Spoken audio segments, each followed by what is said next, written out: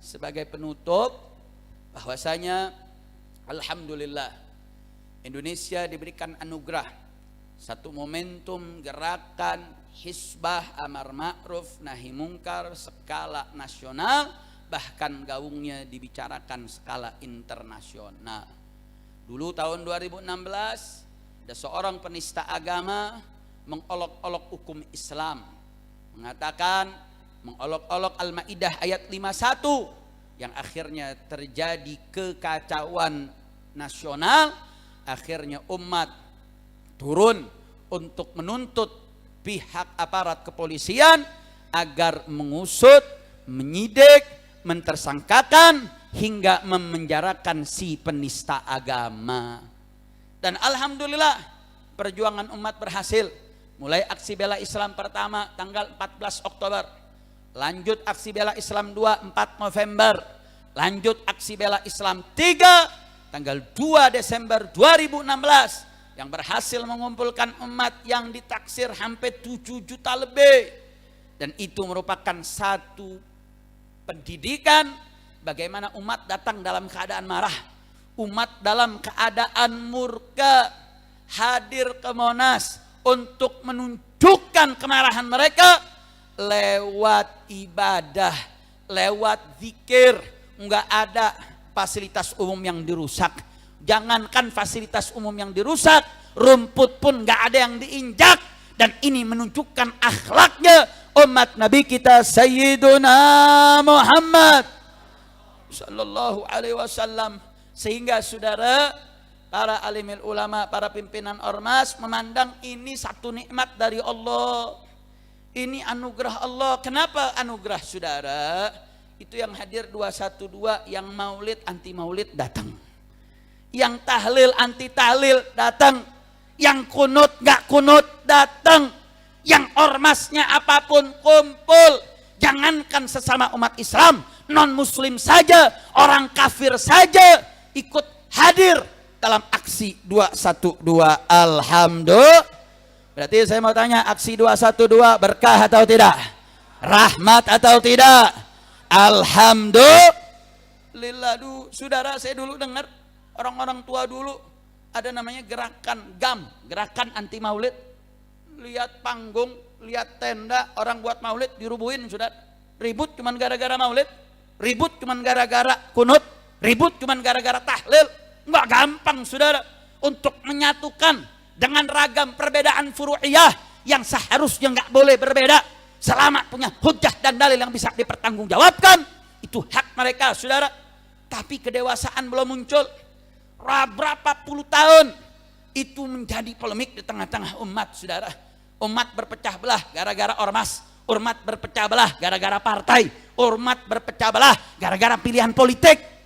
Tapi Allah subhanahu wa ta'ala satukan umat dalam aksi bela Islam 212. Alhamdulillah. Berarti saya mau tanya, umat tadinya terpecah belah gara-gara 212 jadi bersatu. Berarti saya mau tanya, 212 nikmat atau bukan? Persatuan nikmat atau bukan? Persaudaraan nikmat atau bukan? Nikmat saudara, nikmat. Dan ini merupakan aturan Allah subhanahu wa ta'ala. Allah subhanahu wa ta'ala telah memerintahkan wa'tasimu bihablillahi jami'an wa la tafarraqu wadhkuru ni'matallahi idh kuntum a'da'an fa'allafa baina qulubikum fa'asbahtum min ni'matihi ikhwana. Allah udah ingetin, setelah Allah perintahkan beriman kepada Allah, ya ayyuhalladzina amanu taqullaha haqqa tuqatih wa la tamutunna illa wa antum muslimun.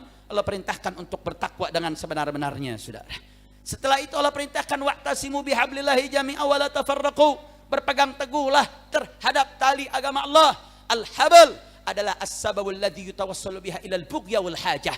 Yang namanya al-habl adalah sabab yang menyantarkan sesuatu kepada tujuan dan target. Hablillah artinya sabab yang bisa mengantarkan diri kepada Allah subhanahu wa ta'ala.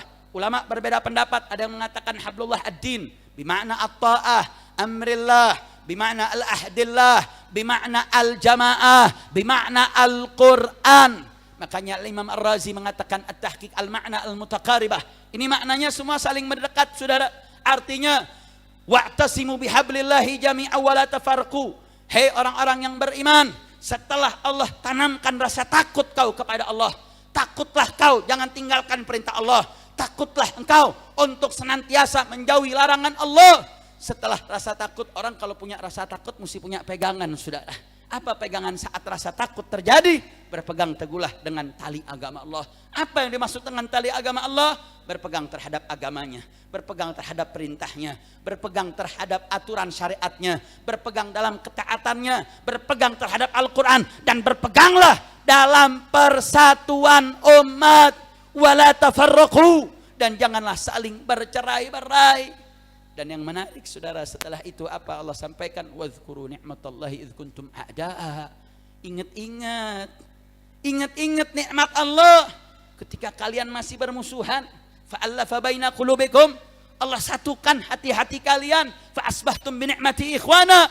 Fa'asbahtum, kemudian kalian menjadi dengan nikmat Allah tersebut. Ulama mengatakan nikmatnya itu balik kepada hablillah. Ada yang mengatakan nikmat di sini adalah nikmat persatuan. Ada yang mengatakan nikmat itu adalah Nabi Muhammad sallallahu alaihi wasallam. Kalian menjadi bersaudara. Artinya Allah perintahkan kita untuk ingat-ingat nikmat Allah dalam persatuan.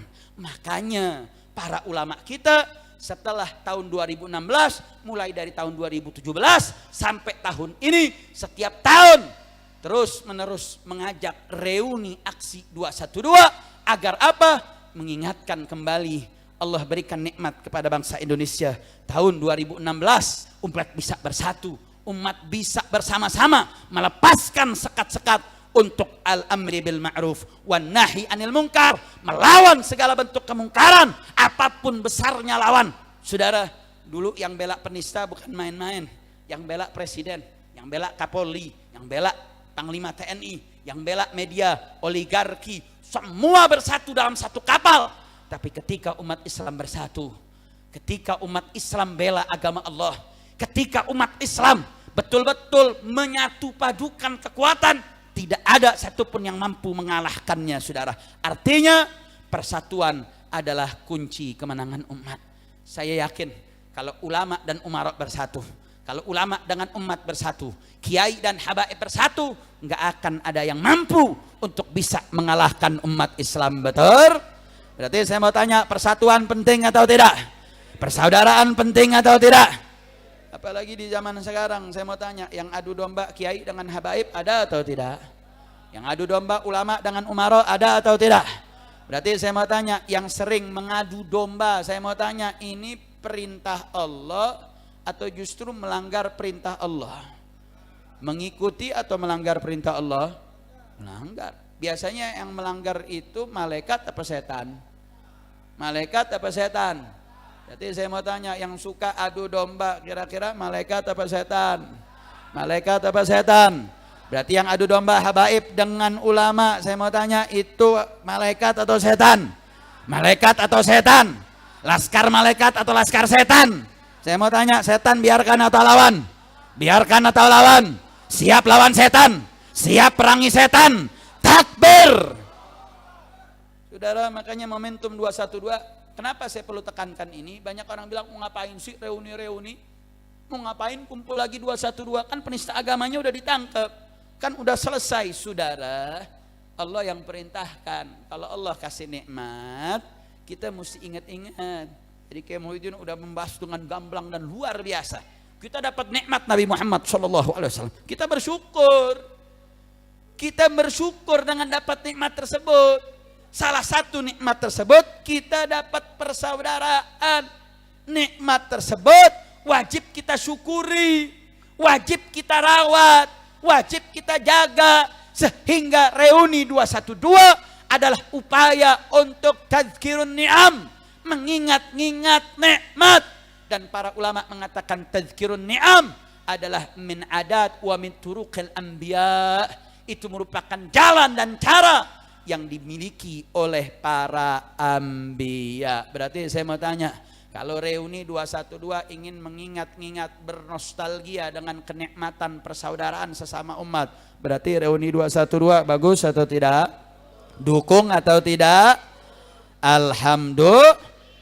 Terus ada yang ngomong, Habib, ini kan di Sumatera lagi banyak musibah.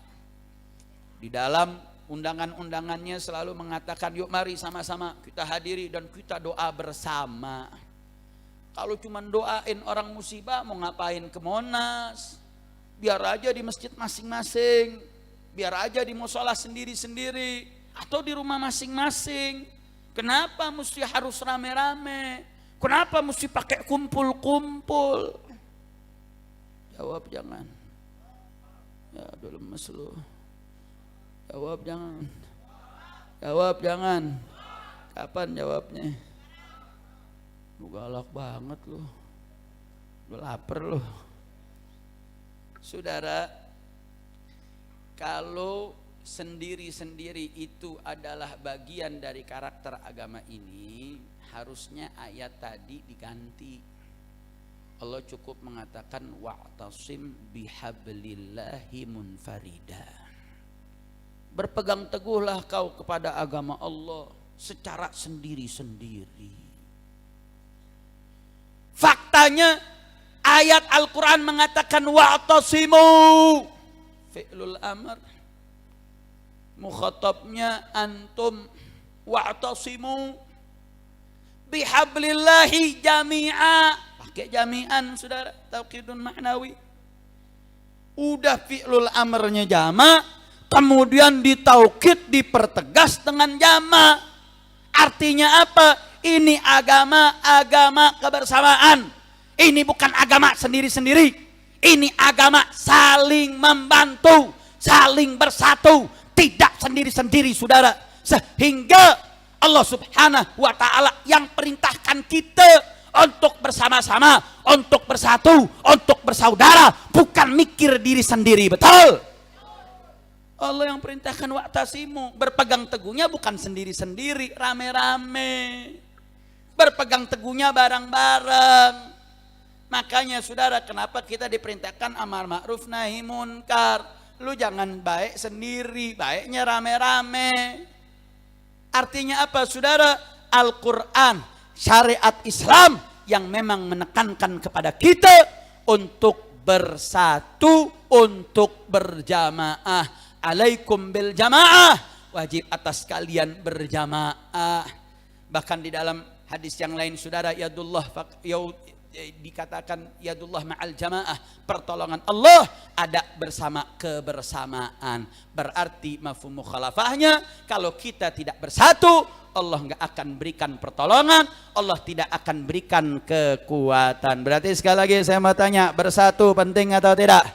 Bersaudara penting atau tidak? Maka saya mau tanya semua yang hadir di sini, siap bersatu, siap bersaudara, takbir. Makanya saudara, kalau kita doa sendiri-sendiri, doa kita bisa diterima, bisa ditolak. Tapi ketika kita doa bareng-bareng, 40 orang kumpul, bisa gobul. Nah kalau 40-nya lebih dari 40 saudara, ratusan, ribuan, ratusan ribu, jutaan kumpul, sama-sama baca zikir. Kita mulai dari sholat maghrib berjamaah, ihya bainal isya'in. Kemudian kita khatmul Quran. Tahun ini kita akan mengadakan khatam Quran.